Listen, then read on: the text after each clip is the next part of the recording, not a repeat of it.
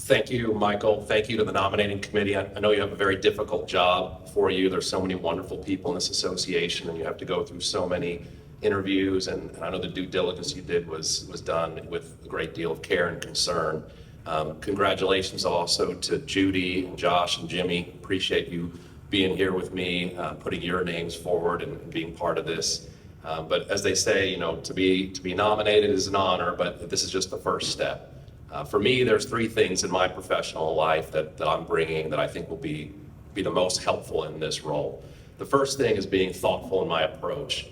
We need to be approachable. We need to be available. There's so many new people and young people coming in our organization. And I think back to when I first joined CMA, how there were so many cliques and barriers that I had to break through, especially coming from my background as a golf professional. I don't want anybody to ever feel that way. And especially when we're trying to draw more and more people into our association, we need to make sure that we are that association that is the kind, warm, and welcoming group. Lastly, we need to really work on the engagement that we have with everybody, but that engagement comes in a lot of forms. And really just talk as a leader, make sure we're talking to people, make sure we're connecting with the people that when we see them at a conference, when they reach out to us by email, via phone, on LinkedIn. The next thing that I practice a lot at work is accountability, and I try and practice in my personal life as well. But as a leader, I want to be accountable to the programming and the education to make sure that it's relevant and meaningful to everybody. And again, when I say everybody, I mean everybody. We've got to be focusing on what's new and what's coming into the marketplace and what people want to learn about. To our chapters, we need to be accountable to you. We need to recognize you, and we need to communicate with you.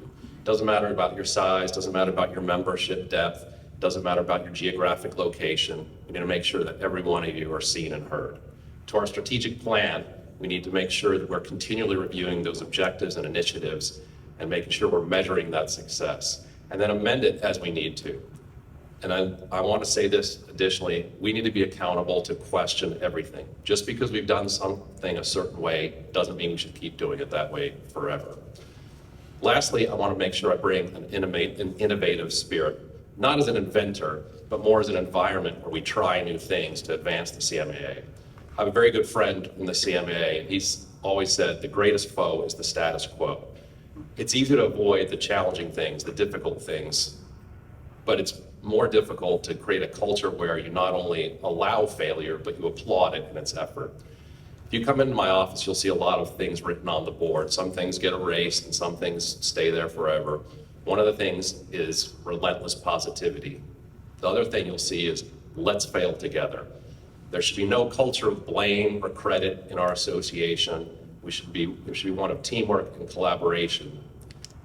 Hopefully I can bring these experiences in my life to the association and serve you all for the next several years. Thank you.